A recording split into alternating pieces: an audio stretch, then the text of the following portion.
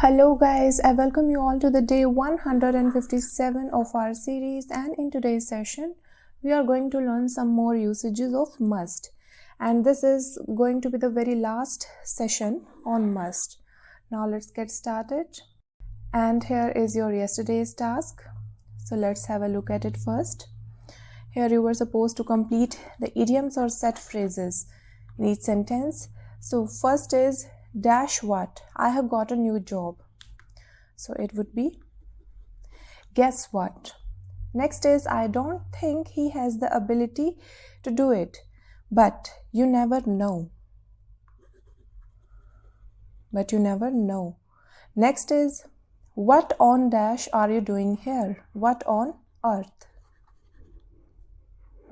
Next is I made a special trip to the post office, but for some reason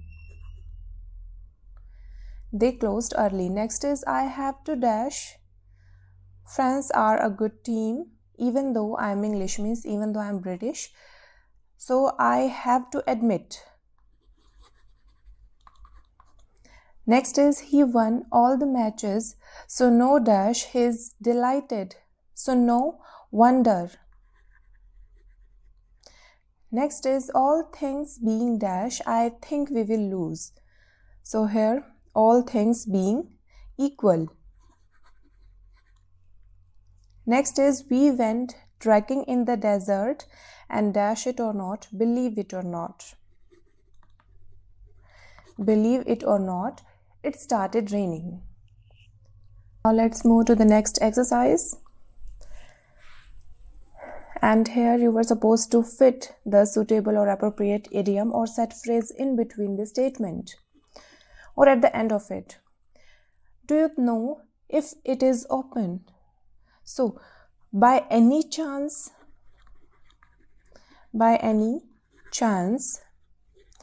do you know if it is open? Or you can also say that, do you happen to know? Do you happen to know if it is open? Next one is how old are you? So you can ask it by starting if you don't mind. If you don't mind me or my asking you that how old are you? Next is she looks about 20 but she is only 13. You can say that she looks about 40 but, and after that you can add believe me or believe it or not, believe it or not, or believe me or not, but she is only 13. Next is he has been very ill, so he looks thin, and it would be so no wonder. So no wonder he looks thin. Next is I'm hoping to go, but I have got a meeting on the same day. Well, I'm hoping to go, but the thing is,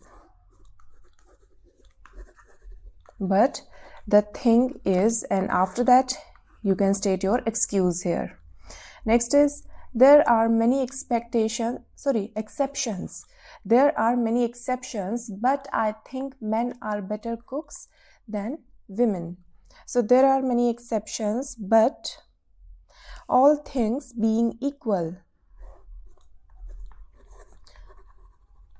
All things being equal.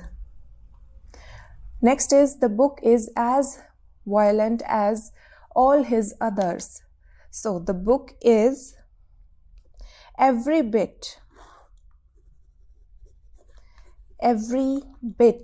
as violent as all his others. Next is it was a beautiful day, but the beach was deserted. I can't think why. So it was a beautiful day, but for some reason the beach was deserted, and I can't think why.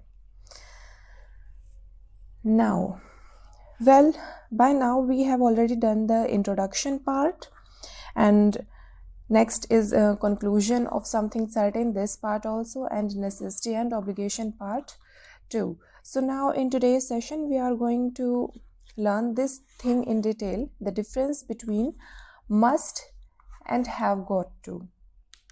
So let's get started. And here is the very first point. Well, you can use have got to instead of have to. Both must and have got to can be used to express the conclusion that something is certain. Well, it is said here that most is not that much common in case of American English. Must is not that much common in case of American English, but have got to is not common in case of British English. And nowadays everything is becoming common. So as I have already told you that in the previous session that being the listeners, you are free to express your views in any version. The important thing is to make you able to speak in English, and that is what matters the most. So considering that, we are going to learn both the methods of saying any single thing. So here is the very first statement. This must be the worst job in the world. It is spoken in Great Britain. And this has got to be the worst job. It is the US version of it. You can use any of them. You can use either of them. This must be or this has got to be. And the next example is you must be joking or you have got to be joking. You must be kidding or you have got to be kidding. Both can be correct. Well, I have got to work tomorrow or I have to work tomorrow. Both means exactly the same. When has Helen got to go or when does Helen have to go?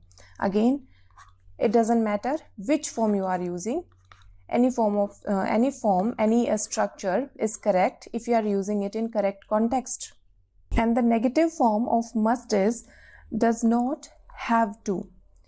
Well must not भी होती है लेकिन does not have to भी होती है और इसका meaning हो जाता है that something is not necessarily true, कि जो भी आप कह रहे हो या फिर जो भी आप सुन रहे हो ज़रूरी नहीं है कि वो सच हो. देखिए जैसे a dog has been killing our chickens, it does not have to be a dog. तो इस पे रिप्लाई आता है सामने से कि ज़रूरी नहीं है ये डॉग ही हो कोई, it could be a fox, ये भी हो सकती है. और अब देखिए कंक्लूजन्स अगर हमें कहने हो पास्ट में, तो हमने प्रीवियस सेशन में देखा है पास्ट की कोई फॉर्म होती नहीं है, मस्ट की कोई पास्ट फॉर्म वैसे होती नहीं है. या तो आप मस्ट को ही यूज़ करोगे या फिर मस्ट को आप परफेक्ट के केस में यूज़ कर लोगे, परफेक्ट इन्फिनेटिव यानी परफेक्ट वाली फॉर्म में यूज़ करोगे. जैसे देखिए I hear you have been to Patagonia कि मैंने सुना है कि तुम पेटागोनिया जाके आए हो. बिन यानी कि कहीं जाके फिर वापस आ जाना. That must have been interesting, कि उस टाइम पे वो बहुत इंटरेस्टिंग रहा होगा. अब हम ऑब्वियसली पास्ट की बात कर रहे हैं and we are using must have been here. Next is necessity and obligations. तो यहाँ पे फिर से आप इस पार्ट को एक बार रीड ज़रूर कर लेना क्योंकि यहाँ पे फिर से इनका यूसेज बताया गया है अमेरिकन इंग्लिश में और ब्रिटिश इंग्लिश में. थोड़ा सा आप इसको देख लेना. अब देखिए मस्ट का अगेन वही मीनिंग है कि नेसेसिटी को शो करना है, लेकिन हैव गॉट टू ये आपके लिए नया है आज के सेशन में. तो हैव गॉट टू ये हम अगेन वही है जहाँ पे हम हैव टू को यूज़ कर रहे थे वहीं पे हम हैव गॉट टू को भी यूज़ कर सकते हैं. यानी कि अगर हमें ये शो करना है कि बाहर से कोई कंपल्शन है हम पे, कोई ऑब्लिगेशन है हमारे ऊपर, तो वहाँ पे हमारी मजबूरी हो रही है किसी काम को करने की, तो वहाँ पे हम इसको यूज़ कर सकते हैं हैव गॉट टू. अब देखिए एक ये स्टेटमेंट है आई मस्ट स्टॉप स्मोकिंग, यानी कि आप चाहते हो स्मोकिंग को छोड़ना और आप अपने लिए मीन्स एक स्ट्रिक्ट रूल बना रहे हो that I must stop smoking. लेकिन नेक्स्ट है अब यहाँ पे डॉक्टर के ऑर्डर्स हैं आपके लिए कि आपको स्मोकिंग छोड़नी ही पड़ेगी. अब आप चाहो चाहे ना चाहो आपके पास ऑप्शन ही नहीं है, डॉक्टर ने कहा है आपको छोड़नी ही पड़ेगी. I have got to stop smoking. Similarly next है this is a terrible party we really must go home, यानी कि पार्टी बहुत ही बुरी जा रही है अभी, तो हमें घर पे जाना चाहिए. ये आपने खुद ने अपने लिए एक लिमिट सेट की है कि मुझे जाना ही है. आपने खुद के लिए एक नेसेसिटी यहाँ पे सेट की है, खुद के लिए ये नेसेसिटी ऑर्डर सेट किया है. लेकिन नेक्स्ट देखिए this is a lovely party but we have got to go home. Because of the babysitter. लेकिन नेक्स्ट स्टेटमेंट में आप देखोगे कि यहाँ पे पार्टी बहुत अच्छी है, आप जाना नहीं चाह रहे लेकिन आपको जाना पड़ेगा, we have got to go, आपको जाना पड़ेगा क्योंकि बेबी सिटर की वजह से या कोई और रीज़न हो सकता है, but we have got to go यानी कि आपकी मजबूरी है वो। और यहाँ पे देखिए हैव के बाद में V3 है गॉट, तो get first form, second form can be got and third can be either got और gotten, GOTTEN, both are correct. तो चलिए कुछ और एग्जाम्पल्स देख लेते हैं कंपैरिजन वाले ही। I have got bad toothache, toothache means दांत का दर्द। I must make an appointment with the dentist, यानी अब आपकी नेसेसिटी हो गई है कि आपको अपॉइंटमेंट लेनी ही पड़ेगी क्योंकि आप सफर कर रहे हो यहाँ पे। But I can't come to work tomorrow morning because I have got to see the dentist at 10 o'clock। Similarly next है ये, I really must go to church next Sunday. I haven't been for ages, यानी कि for ages यानी मैं बहुत लंबे time से नहीं गई हूँ तो मुझे जाना चाहिए। नेक्स्ट है ये, Catholics have to go to church on Sundays. अब उनका ये रिलीजियस सिस्टम है कि उनको जाना होता है, जाना पड़ता है उनको। और यहाँ पे आप आई हैव टू या फिर I have got to make, आप ये भी यूज कर सकते थे इजीली, इंटरचेंजेबली। नेक्स्ट है, must you wear dirty old jeans all the time, means is it personally important for you, कि ये तुम्हारे लिए क्या इतना जरूरी है कि तुम अपनी पुरानी और डर्टी जीन हमेशा ही पहने रखो। नेक्स्ट है, do you have to wear a tie at work. अब यहाँ पे ये पूछा गया है कि तुम्हारी मजबूरी है क्या, क्या उनका कोई ऐसा रूल है जो तुम्हारे ऊपर ये लगा हुआ है कि तुम्हें पहननी ही पड़ेगी tie. Do you have to wear. अब यहाँ देखिए, ओपिनियंस के केस में हम मस्ट और शुड को यूज कर सकते हैं डिपेंडिंग ऑन द डिग्री, कि किस डिग्री तक है। अगर बहुत ज्यादा है तो वहां पे मीन्स आप बहुत ज्यादा अगर किसी को फोर्स कर रहे हो तो वहां पे मस्ट को यूज करोगे, अगर आप बस नॉर्मली सजेशन दे रहे हो तो वहां पे आप शुड को यूज करके छोड़ सकते हो। तो अब यहाँ देखिए, people must understand that world is changing, कि आप चाहते हो कि लोगों को समझना ही चाहिए, बहुत ज्यादा जरूरी है, वहां पे मस्ट यूज करोगे। अदरवाइज आप सिंपल शुड कह के भी अपना काम कर सकते हो, मीन्स शुड भी आप यूजुअली यूज कर सकते हो। नेक्स्ट में आते हैं, I have to do something, again same concept, necessity है ये that you are obliged to do that thing। लेकिन must के केस में written rules और instructions होते हैं, तो वहां पे कोई आपको ये नहीं कहेगा कि आपको ये करना ही पड़ेगा, वहां पे सीधा आपके ऊपर फाइन लगेगा, दैट्स इट, क्योंकि वो रूल्स हैं, उनके इंस्ट्रक्शंस हैं, आपको फॉलो करनी पड़ेंगी, अदरवाइज आपको कॉन्सिक्वेंसेस सफर करने होंगे रूल्स उसके फाइन के। लेकिन have to make moral obligation हो जाती है कई बार। अब यहाँ देखिए, जैसे ये है, I have to wear glasses for reading. अब यहाँ पे आपकी मजबूरी है ये कि मुझे ग्लासेस यानी कि मुझे स्पेक्स डालने पड़ते हैं पढ़ने के लिए। लेकिन अगर यहीं पे मैं ये कहूंगी that I must where glasses for the reading, अब यहाँ पे ये हो सकता है कि भाई आपके लिए इतने जरूरी ना हो, लेकिन फिर भी आपके पेरेंट्स बोल रहे हैं कि आपको स्पेक्स पहनने ही पड़ेंगे हर टाइम ताकि आपका जो नंबर है वो स्टेबल रहे एक जगह पे, तो वहां पे आप मस्ट को यूज कर सकते हो क्योंकि अभी आपके पेरेंट्स बोल रहे हैं। लेकिन आई हैव टू वेयर, अब यहाँ आपकी मजबूरी है कि आपको दिखाई नहीं देगा भी, तो आपको डालने पड़ेंगे। नेक्स्ट है, Robert can't come out with us this evening, he has to work late. अभी उसकी मजबूरी है कि उसको लेट तक काम करना पड़ेगा। Next is, last week Tina broke her arm and had to go to hospital, कि उसकी आर्म जो है वो टूट गई थी तो इस वजह से उसे जाना ही पड़ा हॉस्पिटल। तो अब देखिए, अगर प्लूरल है हमारा सब्जेक्ट या आई है तो वहां पे हैव टू, सिंगुलर है तो हैज टू, पास्ट है तो had to. I haven't had to go to the doctor for ages, यानी कि मुझे पिछले इतने सारे टाइम में, फॉर एजेस यानी पिछले काफी सारे टाइम में मुझे डॉक्टर के पास नहीं जाना पड़ा था। अब यहाँ देखिए, रूल्स की बात हो रही है, इंस्ट्रक्शंस की। Applications for the job must be received on 18th में। अब यहाँ पे आप ऐसे नहीं देखोगे कि हैव टू बी रिसीव्ड, अब हैव टू, अब आपके ऊपर कोई मजबूरी नहीं है, आपकी मर्जी है तो आप यहाँ पे एप्लीकेशंस जमा करवाइए, लेकिन ये श्योरिटी है कि मस्ट बी रिसीव्ड वो 18th मई तक रिसीव हो जानी चाहिए, हमारे यहाँ पहुंच जानी चाहिए।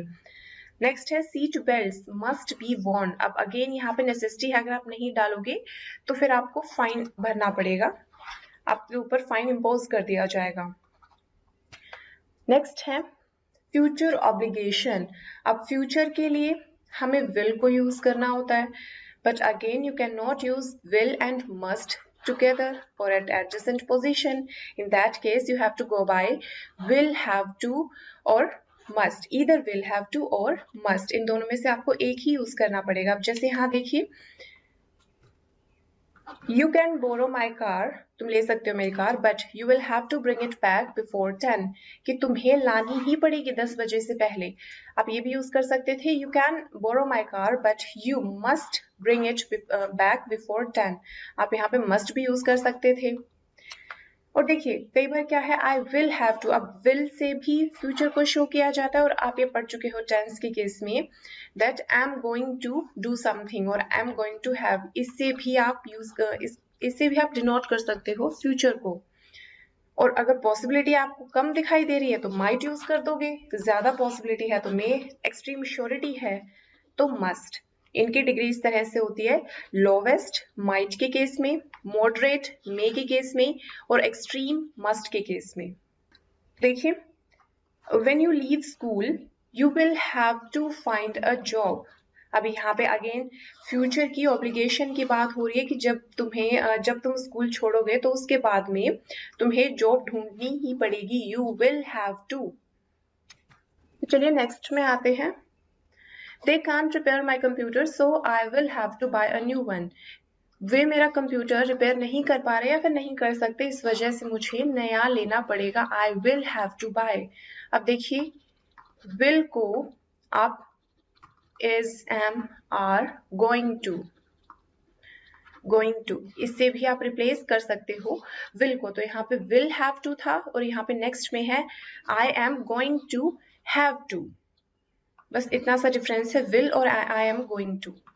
इनको आप रिप्लेस कर सकते हो, इंटरचेंजेबली आप यूज कर सकते हो have to buy a new one। ये काफी कॉमन है अमेरिकन इंग्लिश में, अगर आप कोई अमेरिकन वेब सीरीज या मूवी देख रहे हो तो वहां पे आप इस तरह की फॉर्मेशन अक्सर सुनोगे। Next is we might have to change our plans और we may have to change our plans. Again ये पॉसिबिलिटी है कि आप किस हद तक चेंज करना चाहते हो अपने प्लान्स को। So we might have to, कि शायद हमें चेंज करने पड़ेंगे हमारे प्लान्स। हैव टू यानी कि कुछ करना पड़ेगा, तो शायद हमें चेंज करने पड़ेंगे, और यहाँ पे पॉसिबिलिटी ज्यादा हो जाती है कि शायद हमें हमारे प्लान्स को चेंज करना पड़े। नेक्स्ट में आते हैं टॉकिंग अबाउट पास्ट। तो पास्ट में हैड टू और मस्ट हैव, इसके कुछ और एग्जांपल्स हम देख लेते हैं।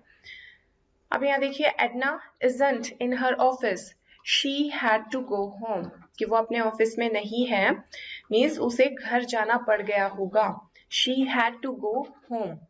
नेक्स्ट है Edna isn't in her office, she must have gone home, कि वो घर पे ही गई होगी, वो जरूर घर पे ही गई होगी। तो इन दोनों में आप देख सकते हो एक्सप्लेनेशन में डिफरेंस है थोड़ा सा, लेकिन फिर भी अगर आप यूज करना चाहो तो दोनों को यूज कर सकते हो। आप पे डिपेंड करता है कि आप उस टाइम पे क्या कहना चाह रहे हो। I went to the meeting yesterday but I had to leave early। अब यहाँ पे हो सकता है आपकी कोई मजबूरी हो, that I had to leave early, इस वजह से आपको जल्दी जाना पड़ा हो। नेक्स्ट में आते हैं negative forms. We use do, does, did in questions and negative sentences। देखिए हम यूजुअली अगर प्रेजेंट की बात है तो do, does को यूज करेंगे, पास्ट की बात है तो did को यूज करेंगे क्वेश्चन फ्रेम करने के टाइम पे। तो have to के केस में भी हम do, does और did इनको यूज करेंगे। ऑब्वियसली हम must के केस में नहीं करते, हम have to के ही केस में इसको यूज करेंगे। तो अब देखिए what do I have to do to get a new driving license, कि मुझे क्या करना पड़ेगा एक नया ड्राइविंग लाइसेंस लेने के लिए। और इसी तरह से आप मस्ट और डू को एक साथ में नहीं यूज कर सकते, या तो डू को ही करना पड़ेगा या मस्ट को ही करना पड़ेगा, ये मैं पहले आपको एक्सप्लेन कर चुकी हूँ। नेक्स्ट एग्जाम्पल में आइए, कैरन डज नॉट या doesn't have to work Saturdays, यानी कि सैटरडेज को कैरन को काम नहीं करना पड़ता। नेक्स्ट है did you have to wait a long time for a bus, क्या तुम्हें काफी लंबे समय तक वेट करना पड़ा था बस के लिए। नेक्स्ट एग्जाम्पल में आते हैं। अब यहाँ पे देखिए must not and don't have to are completely different. देखिए नॉट को हम ऐड करते हैं हेल्पिंग वर्ब में। अगर हम मस्ट यूज करेंगे तो हमारे पास पहले से एक हेल्पिंग वर्ब है, तो इसी में मस्ट में ही हम नोट कर लेंगे। तो अब यहाँ पे स्टूडेंट्स को एक छोटी सी कंफ्यूजन ये होती है कि हैव भी तो हमारे पास हेल्पिंग वर्ब है, तो हम हैव में क्यों नहीं हैव नॉट टू ये यूज कर लेते। तो देखिए हम ये नहीं, यहाँ पे हैव टू के केस में हम हमेशा ही डू डज और डिड को यूज करेंगे, क्योंकि हैव टू को एक साथ लिखना जरूरी है, बीच में हम यहाँ पे नॉट इंसर्ट नहीं कर सकते। देखिए मस्ट के केस में मीन्स आपको ऐसा नहीं ही करना है, but you don't have to, that means you don't need to do it, कि आपके लिए जरूरी नहीं है कि आप ऐसा करो, इसके बिना भी काम चल सकता है आपका। तो इसी तरह एग्जाम्पल में आते हैं you must keep this secret, you must not tell anyone, कि तुम्हें सीक्रेट रखना होगा, इसको तुम नहीं बता सकते किसी को। I promise I would be on time, I must not be late, कि मुझे लेट नहीं होना है, अब ये ऑब्लिगेशन है आपके ऊपर। लेकिन नेक्स्ट में देखिए you don't have to come with me, कि तुम्हें मेरे साथ आने की जरूरत नहीं है। लेकिन अगर यहीं पे मैं ये कहती that you must not come with मी, यानी कि तुम मेरे साथ बिल्कुल नहीं आ सकते। अब तुम्हारे पास रीजन नहीं है कोई, तुम्हें कोई रीजन नहीं बताया गया, लेकिन बस तुम नहीं आ सकते वहां पे। और जैसे ये कहा you don't have to come, यहाँ पोलाइटनेस थोड़ी ज्यादा हो गई, मीन्स तुम्हारे आने की जरूरत नहीं है, मैं आराम से अकेले भी जा सकती हूँ, I can go alone. Next है I don't have to be at the meeting but I am going anyway, कि मुझे वहां जाना जरूरी नहीं है, वहां मेरी इतनी जरूरत नहीं है मीटिंग में, but still I am going, लेकिन फिर भी मैं जा रही हूँ। लेकिन अगर यहाँ पे ये होता that I must not be present at the meeting, कि मुझे मीटिंग में नहीं ही होना है, उस केस में मैं ये स्टेटमेंट नहीं बोल सकती थी कि मैं फिर भी जा रही हूँ, वो बिल्कुल रूल्स के अगेंस्ट हो जाता। Well, the negative form must not and do not have or have not got to. Have not got to have quite different meanings, जो कि मैंने आपको अभी बताए हैं। Must not is used to prohibit, means to tell people not to do things, कि आपको नहीं ही करना है ये। And to refer to prohibitions, तो वहां पे हम इसको यूज करते हैं मस्ट को। लेकिन do not have to means की कोई जरूरत नहीं, आपकी रिक्वायरमेंट नहीं है। You must not tell George, कि आपको नहीं ही बताना है, you don't have to tell George, तुम्हें बताने की जरूरत नहीं है उसको, इतना जरूरी नहीं है कि तुम उसको ये बताओ। You must not park on double yellow lines in England, England में आप येलो लाइंस पे, डबल येलो लाइंस पे पार्क नहीं कर सकते, ये रूल है आपके लिए। But you don't have to carry identity papers in England, लेकिन आपको इतनी जरूरत नहीं है कि आप हर टाइम अपने आइडेंटिटी पेपर्स कैरी करके चलो, उसकी रिक्वायरमेंट नहीं है, यू डोंट हैव टू। अब आते हैं हमारे लास्ट सेगमेंट में, वोकैबुलरी सेगमेंट में। तो आज की वोकैबुलरी रहेगी हमारी 2 कीवर्ड्स पे फोकस्ड, यानी कि हर एक में आप देखोगे हर एक सेंटेंस में 2 वर्ड्स रहेंगे, 2 कीवर्ड्स रहेंगे, और उन दोनों को एंड से, और से या टू से, इनमें से किसी से भी कनेक्ट किया गया होगा। और ये जो 2 वर्ड्स हैं, हो सकता है ये दोनों वर्ड्स सिनोनिम्स हों, यानी कि सिमिलर मीनिंग वाले हों, या फिर हो सकता है ये दोनों वर्ड्स कंप्लीटली ऑपोजिट हों। तो इनका एक फिक्स्ड मीनिंग होता है, तो वो देखते हैं। फर्स्ट है we have been going back and forth all day. अब बैक एंड फोर्थ का मीनिंग होता है कि एक जगह से दूसरी जगह और फिर से उस जगह वापस, यानी कि एक जगह गए फिर वापस आए, फिर वहां गए फिर वापस आए, तो इस तरह का एक पैटर्न बन जाता है, इसके लिए हम यूज करते हैं बैक एंड फोर्थ। नेक्स्ट है फर्स्ट एंड फॉरमोस्ट। फॉरमोस्ट का मीनिंग होता है इंपॉर्टेंट, कोई चीज काफी इंपॉर्टेंट होती है वहां पे हम यूज करते हैं फॉरमोस्ट। और फर्स्ट यानी कि सबसे पहला। तो अब देखिए first and foremost we need a plan, यानी कि सबसे ज्यादा हमें अब इस चीज की जरूरत है, सबसे ज्यादा जरूरी हमारे लिए ये है, पहली बात ये होनी चाहिए अभी, that we need a plan, यानी कि more than anything else, more important than anything else. Next है I thought long and hard before taking the job. Long and hard means काफी लंबे समय तक मैंने ये सोचा जॉब लेने से पहले, और काफी लंबे समय के लिए फॉर एजेस भी हम बोल सकते हैं, ये भी इक्वली करेक्ट होगा। नेक्स्ट है they will be here sooner और लेटर, यानी कि फ्यूचर में किसी भी टाइम वो यहाँ आ सकते हैं, जल्दी भी और लेट भी, लेकिन किसी भी टाइम अभी आने वाले टाइम में वो यहाँ आ सकते हैं। नेक्स्ट है बैक टू फ्रंट। तो इसका मीनिंग हो जाएगा कि जहां पे फ्रंट होना चाहिए था वहां पे बैक है आपकी, जहां बैक होनी चाहिए थी वहां पे फ्रंट कर रखा है आपने, मीन्स कंप्लीटली आपने घुमा रखा है 180 डिग्री। तो उसके लिए हम ये यूज करते हैं back to front. You are wearing your jumper back to front, यानी कि आपने जो अपना जम्पर है, जो अपना पुल ओवर है, वो बैक टू फ्रंट यानी उल्टा डाला हुआ है। जम्पर ये ब्रिटिश का वर्ड है, ब्रिटिश इंग्लिश का, और पुल ओवर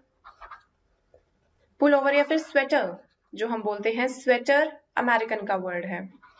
नेक्स्ट है I enjoy the hustle and Bansal of city life. Hustle and बसल यानी कि बहुत बिजीनेस और बहुत ही नॉइजीनेस, इसके लिए हम ये वर्ड यूज करते हैं।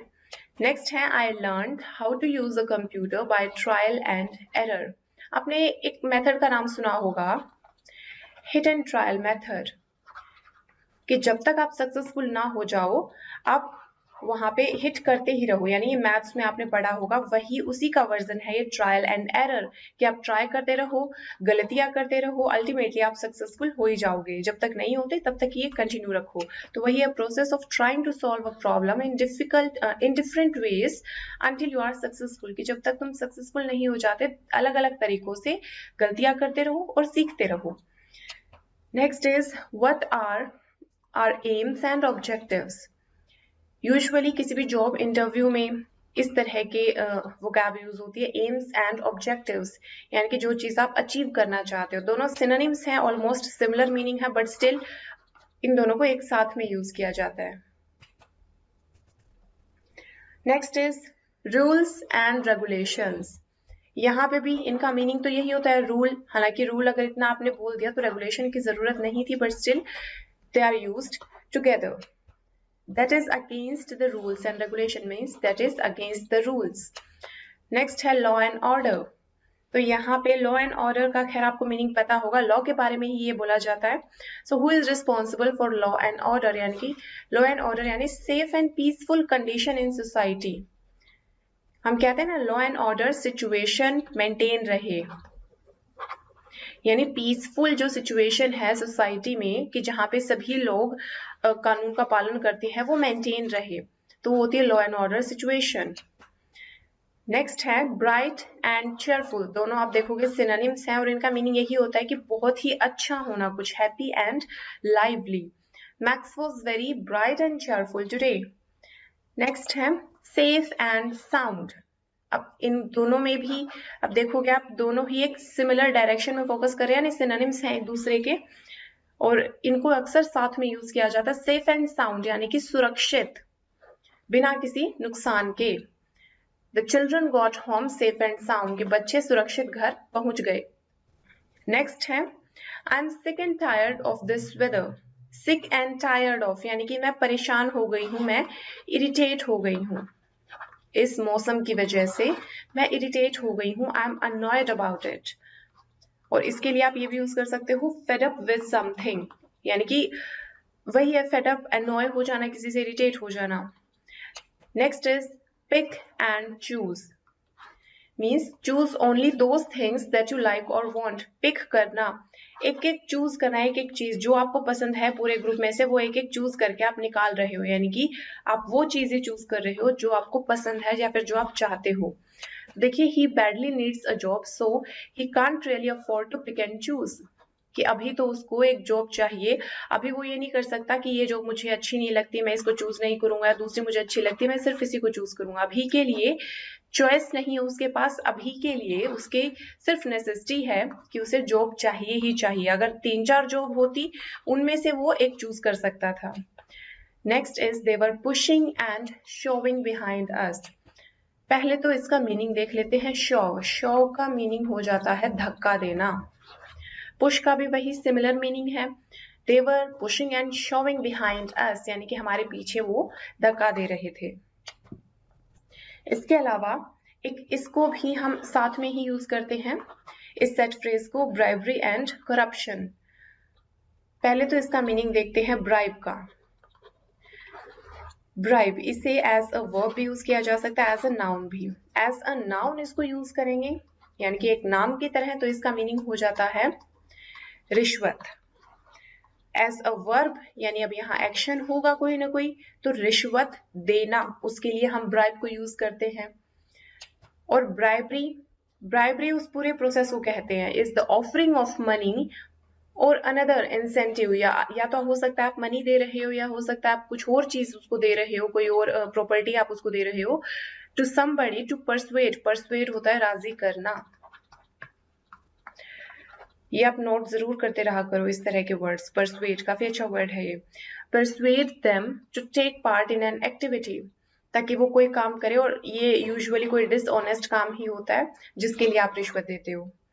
तो ब्राइब समबडी। और नेक्स्ट है करप्शन। करप्शन का खैर मीनिंग आपको पता है, करप्शन अपने आप में नाउन है। करप्ट ये एडजेक्टिव हो जाएगा, किसी भी नाउन से, किसी के नाम से पहले आप इसको यूज कर सकते हो एडजेक्टिव को, यानी कि करप्ट इस वर्ड को। और इन दोनों को हम एक साथ में यूज करते हैं, एक साथ में पढ़ते हैं इन दोनों को। जैसे यहाँ देखिए, there are still allegations, allegation यानी कि आरोप है, उस पे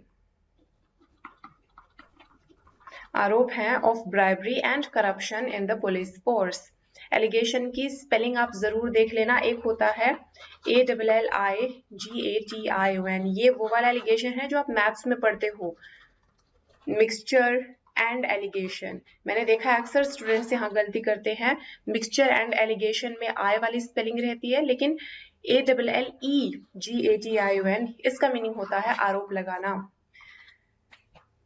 तो ये था हमारा आज का सेशन, और आपके लिए टास्क ये रहेगा, आपको ये ब्लैंक्स को फिल करना है।